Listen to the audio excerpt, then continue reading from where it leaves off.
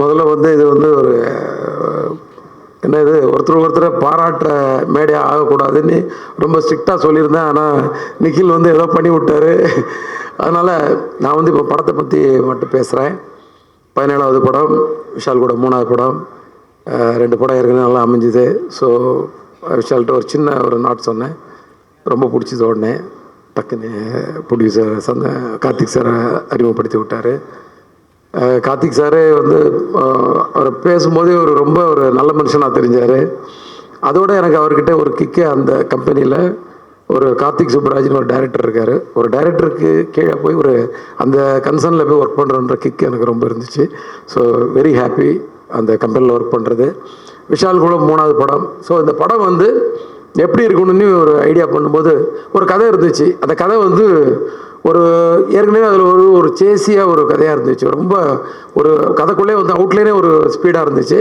So இப்போ வந்து நம்ம ஸ்க்ரீன் ப்ளே எப்படி பண்ணலான்னு ஒரு டிசைட் பண்ண கமிட் ஆன உடனே அப்போ வந்து ஒரு ஏற்கனவே 2 படம் பண்ணோம். அதில் நிறையா ஃபேமிலி இருந்துச்சு, ஆக்ஷன் இருந்துச்சு, எல்லாமே இருந்துச்சு. இது வந்து கொஞ்சம் ஃபேமிலி கொஞ்சம் குறைச்சிக்கலாம், ஃபேமிலி பார்க்குற மாதிரி எடுக்கலாம். ஆனால் ஃபேமிலி நிறைய யூத் ஆடியன்ஸை உள்ளே கொண்டாடுற மாதிரி வரணுன்றதுக்காக ஒரு 60% ஆக்ஷன் அண்ட் 40% வந்து ஒரு எல்லோரும் பார்க்குற மாதிரி ஒரு விஷயங்கள், இந்த மாதிரி ஒரு ஐடியாவில் வந்து ஸ்க்ரீன் ப்ளே பண்ணேன். அந்த ஸ்க்ரீன் ப்ளே வந்து உண்மையிலே வந்து எனக்கு வந்து ஒரு திருப்தியாக எடுக்கும்போது வந்து அந்த திருப்தி இருந்துச்சு.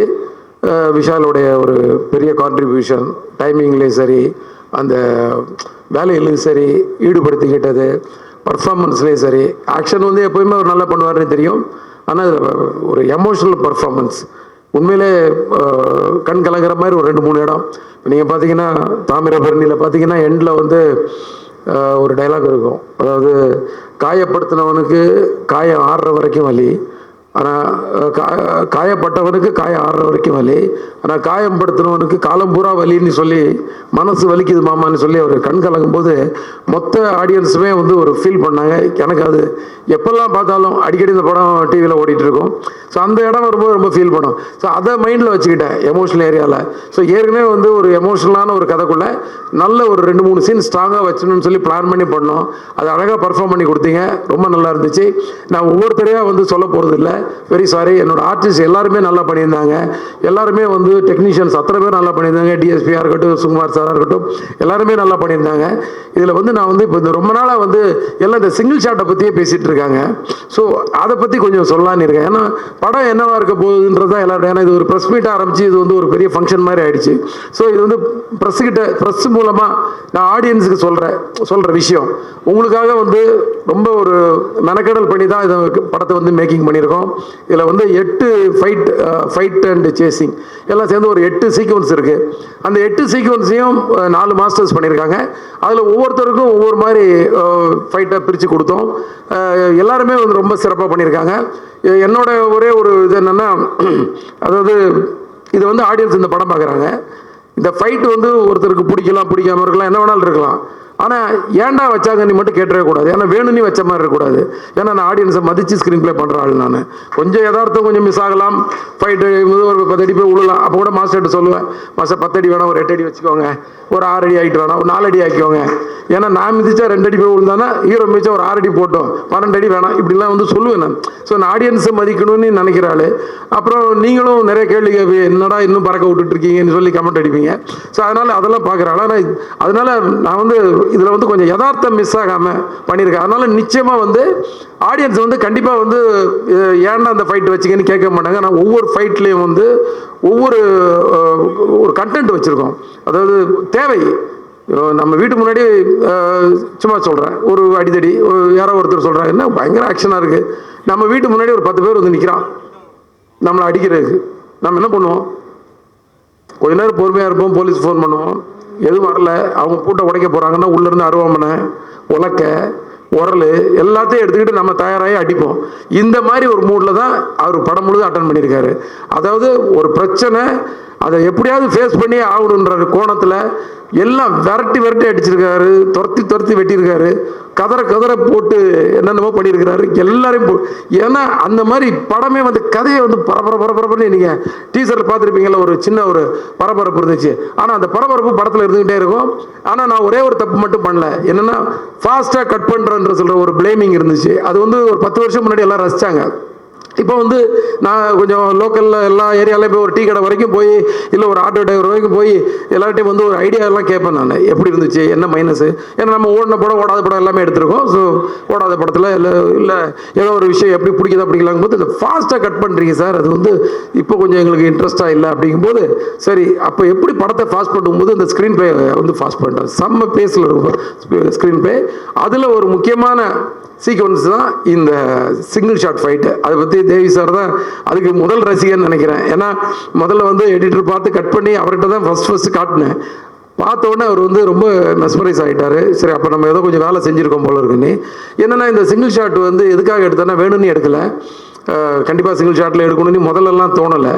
அந்த ஸ்க்ரீன் ப்ளே பண்ணிட்டு ஒவ்வொரு ஃபைட்டும் ஒவ்வொரு மாதிரி எடுத்துகிட்டு வரணும்போது இது வந்து ஒரு சீன் ஒன்று ஆரம்பித்து அந்த சீன் வந்து அப்படியே ஃபைட்டாக கன்வெர்ட் ஆகி அந்த ஃபைட்டு சேசிங்காக மாறி அதில் 3 வண்டி பிளாஸ்ட் ஆகி 4வது வண்டி துரத்திட்டு வரும்போது இந்த ஹீரோவும் ஹீரோயின் போகிற அந்த வண்டி வந்து ஒரு ஃபாரஸ்ட்குள்ளே போய் அது வந்து டிஸப்பியர் ஆகும்போது அந்த கடைசியாக துரத்திட்டு அந்த வண்டி கூட அந்த ஃப்ரேமில் போயிட்டுருக்கணும். இது எல்லாமே சிங்கிள் ஷாட்டாக இருக்கணும் அப்படின்னு டிசைட் பண்ணோம். அது எப்படி எடுத்துன்றதை மட்டும் இப்போ ஒன்று சொல்கிறேன். எடுத்தோடனே ஹீரோ ஒரு ஜீப்பில் வந்துட்டு இருப்பார், ஹீரோயின் வந்து ஒரு பஸ்ஸுக்குள்ளே இருப்பாங்க. ஆனால் ஒரே கேமராமேன் கையில் கேமராமேன் ஜீப்பில் ஒரு பொசிஷனில் இருப்பார், டைரக்டர் ஜீப்பில் ஒரு இடத்துல ஒளிஞ்சு உட்காந்துட்டு இருப்பார். வண்டி போயிட்டுருக்கு, ஹைவேஸில் போயிட்டுருக்கு, 3-4 கிலோமீட்டர் ஸ்ட்ரெச்சு, 5 நிமிஷம் ஷாட்டு. இப்போ கிளம்பி போயிட்டே இருக்குது. இப்போ கேமரா பேன் ஆகுது, ஹீரோ இருக்கார், வண்டி முதல்ல காட்டுற ஒரு பஸ்ஸு தூரத்தில் போயிட்டுருக்கு, இந்த பக்கம் பேன் பண்ண ஹீரோ இருக்கார். ஹீரோ வந்து அந்த பஸ்ஸை வந்து ஹார்ன் அடித்து வண்டியை நிறுத்துன்றாரு, அந்த டிரைவர் நிறுத்த மாட்டேங்கிறான். நிறுத்தியானு திருப்பி கம்பல் பண்ணுறாரு, நிறுத்த மாட்டேங்கிறான். உடனே போய் கிராஸ் கட் அடிக்கிறாரு. கிராஸ் கட் அடித்த உடனே அந்த பஸ்ஸு பின்னாடி பிரேக் அடிக்குது. இப்போ கேமராமேன் கையில இருந்து கேமராமேன் அசிஸ்டன்ட் கிட்ட கேமரா மாறுது, அவர் அதை எடுத்துட்டு வெளியே போயிட்டு இருக்காரு. இவர் கீழே இருந்து இறங்கி வராரு. இப்போ கேமராமேன் கையில கிட்ட வருது, கேமராமேன் அந்த கேமரா கையில் வாங்குறாரு. இப்போ டைரக்டர் ஓடி போய் இன்னொரு வண்டியில் போய் மாஸ்டர் கூட போய் இருக்கிறாரு. அங்கேருந்து அவர் மாஸ்டர் கிட்ட இருந்து அங்கேருந்து மைக்கில் இருந்து கமெண்ட்ஸ் கொடுக்குறாரு. இப்போ இவர் நடந்து போறாரு. அந்த கொஞ்சம் ஃபாஸ்ட்டாக பேசணும்னு நினைக்கிறேன், ஆனால் வரமாட்டேங்குது, இதோட ஃபாஸ்ட்டாக பேச முடியாதோ. ஸோ பஸ்ஸுக்கிட்ட போகிறாரு, போய் வந்து அந்த படியில் ஏறுறாரு. ஸோ காம்போசிஷன் வைஸ் லோவாக இருக்கக்கூடாதுன்றக்காக ஒரு செட்டர் ஸ்டெண்ட் வந்து அங்கே வந்து ஒரு ஸ்டூலை கொண்டு வந்து போடுறாரு. அது மேலே கேமராமேன் ஏறி சின்ன கரெக்ட் காம்போசிஷனில் வைக்கிறாரு. அங்கே ஒரு சீன் ஒன்று போகுது. கடைசியாக அவங்கள கன்வின்ஸ் பண்ணி கூட்டிகிட்டு கீழே இறங்கி வராரு. இறங்கி வந்து இங்கே வந்து திரும்பி பார்த்தாச்சுன்னா ஹைவேஸில் ஆப்போசிட் ட்ராக்கில் 2 வண்டி வருது. அது வில்லன் குரூப் ட்ராக்கு, ஒரு 15 ஃபைட்டர்ஸ் வராங்க. இப்போ இறங்கி ஓடி போய் வண்டியில் போய் ஏறுறாங்க. வண்டியில் போய் ஏறினோடனே அதுக்குள்ளே அந்த ஜீப் வந்து பக்கத்தில் நிற்கிது. 15 ஃபைட்டர்ஸ் இறங்குறாங்க. இறங்கி ஃபைட் ஆரம்பிக்குது. ஒவ்வொருத்தனையும் அடிக்கிறாரு. எடுத்தவன ஒருத்தனை புட்டிச்சு வச்சு நெஞ்சில் கத்தி எடுத்து குத்தி மற்றவனெல்லாம் த்ரில்ஃபுல்லாக பார்த்து ஒவ்வொருத்தனையும் எட்டி உதைக்கிறாரு, மிதிக்கிறாரு, குத்துறாரு, அடிக்கிறாரு. ஆனால் எட்டி உதைக்கும் போது அவன் பறந்து போகணும். என்னென்னா ஒரு ஃபைட்டர் அடித்ததுக்கப்புறம் அப்படி திரும்பி கேமரா அப்படி திரும்பி வரும்போது எல்லாமே சிங்கிள் ஷாட். கேமரா திரும்பி வர்றதுக்குள்ள அவர் வந்து அந்த ரோப் எடுத்து ஊக்க மாட்டிட்டு ரெடியாக இருக்கணும். அந்த ஃபைட்டரை மிதிக்கும் போது ஃபைட்டர் மாஸ்டர் அசிஸ்டன்ட் வந்து கரெக்டாக இழுக்கணும். மாஸ்டர் அந்த கமெண்ட் வந்து இன்னொரு வேனில் உட்காந்து கொடுக்கணும். இந்த மாதிரி டார்கெட். இந்த 15 பேரை அடிச்சு போட்டு திருப்பி அந்த ஜீப்பில் ஏறி கிளம்புறாரு. அதுக்குள்ளே பஸ்ஸில் உள்ள ஜூனியர் ஆர்டிஸ்ட் 50 பேர் இறங்கி அங்கேருந்து எல்லாத்தையும் வேடிக்கை பார்த்துட்டு இருப்பாங்க. அவங்களும் அந்த இந்த சீனுக்கு வந்து கோஆப்ரேட் பண்ணும். யாராவது ஒருத்தர் தப்பு பண்ணாலும் முடிஞ்சுது. இப்போ வண்டி மறுபடி கிளம்புது ஜீப்பு. அவங்க வந்து 2 வண்டி அவங்களை துரத்திட்டு வருது. துரத்திட்டு வந்தோடனே கேமராமேன் கையில் இருந்து கேமரா வந்து பறக்குது. பறந்தாச்சுன்னா 100 ஃபீட் ஹைட்டு போயிட்டு இருக்கும்போது கடைசியாக வந்து வண்டி 2 வண்டி இந்த வண்டியை துரத்திட்டு போகும்போது கரெக்டாக ஹைடென்ஷன் ஒயரில் வந்து 100 மீட்டர் கிட்ட உயரத்தில் வந்து ஒரு கேமரா பட்டு டம்முன்னு கீழே விழுந்து உடஞ்சிருது கேமரா. அப்படியே கட்டு. அதுக்கப்புறம் இன்னொரு கேமரா, இன்னொரு இது சேம் ப்ராசஸ். அந்த ப்ராசஸில் இப்போ திருப்பி அந்த ஒயரோட ஹைட்டை மெஷர் பண்ணி 80 ஃபீட்டு ஹைட்டில் 100 மீட்டர் கிடையாது, 100 ஃபீட் 80 ஃபீட் ஹைட்டில் அந்த கேமரா போயிட்டு இருக்குது. அங்கே போயாச்சுன்னா 2 வண்டி துரத்திட்டு போகுது. ஆப்போசிட்டில் 2 வண்டி வருது. இந்த வண்டியை மறிக்குது. இந்த வண்டியை மறித்த உடனே நின்று அங்கே வந்து வண்டி முன்ன பின்ன போகுது. இந்த வண்டி குறுக்க வருது. அந்த வண்டி ஒன்று இடிக்குது. அங்கே இருக்க ஃபைட்டர்ஸ் ஜிம்பாய்ஸ் எல்லாம் மேலே ஏறி இந்த வண்டி மேலே வந்து வெட்ட வராங்க, குத்த வராங்க, டம் விட்டு கண்ணாடி உடைக்கிறாங்க, எல்லாம் பண்ணுறாங்க. அது மீறி அடிச்சு தூக்கிட்டு இந்த வண்டி கிளம்புது. இது கிளம்புறதுக்கு முன்னாடி கேமரா மேலே இருந்து கேமரா கீழே வருது. கேமராமேன் எப்படி கையில் பிடிச்சாருன்னு தெரியல, பிடிச்சிட்டு அங்கேயும் ஓடுறாரு, சுற்றி ஓடுறாரு. கடைசியில் இந்த ஜீப்புக்குள்ளே போய் உட்காந்துக்கிறாரு. ஜீப்புக்குள்ளே போய் உட்கார்ந்த உடனே வண்டி கிளம்புது. கிளம்பி பிளான் பண்ணால் பின்னாடி 4 வண்டி துரத்துது. ஒரு வண்டி வந்து ஒரு பெரிய போஸ்ட்டில் அடித்து பிளாஸ்ட் ஆகுது, அது மட்டும் சிஜி. பிளாஸ்ட் மட்டும் தான் சிஜி, ஆனால் ஷார்ட் கட் ஆகலை.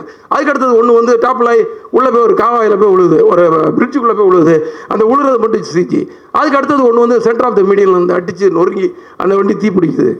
இதை தாண்டி அவர் எஸ்கேப் ஆகி போய் ஒரு ஃபாரஸ்ட்குள்ளே போகிறாரு. இந்த 3.5 கிலோமீட்டரும் எங்களுக்கு கண்ட்ரோலில் வந்து அந்த ரோடு கிடச்சிது. எல்லா டெக்னீஷியனோட சப்போர்ட் கிடச்சிது. விஷாலுடைய அந்த டெடிகேஷன் இருந்துச்சு, ப்ரொடியூசரோட சப்போர்ட் எல்லாம். இது வந்து இதை சிங்கிள் ஷாட்டாக தான் எடுக்கணும்னு ஒரு பிடிவாதத்தோட நான் வந்து நிறைய பேர்கிட்ட பேசினேன், நிறைய டெக்னீஷியன்ஸில் பேசினேன். நிறைய பேர் ஸ்டிச் பண்ணிடலான்னாங்க, முடியாதுண்ணே. சில பேர் வந்து ரொம்ப ராவாக இருக்கும் சார், நாங்கள் ராவாக தான் சார் வேணும், ஆடியன்ஸ் ரொம்ப ராவாக தான் ரசிக்கிறாங்க இப்போது. அதுக்கு நமக்கு வெற்றிமாறன், ரஞ்சித் அவங்கெல்லாம் வந்து சில விஷயங்களை ராவாக கொடுக்குறத பார்க்கும்போது நிறைய படங்கள் பார்த்து நம்ம கற்றுக்கிறது தானே சார். அதுக்கெல்லாம் எனக்கு நல்ல இது இருக்குது. அதுக்கு ஒரு அடையாளங்களுக்கு எனக்கு டேரக்டர்ஸ் இருக்கிறாங்க.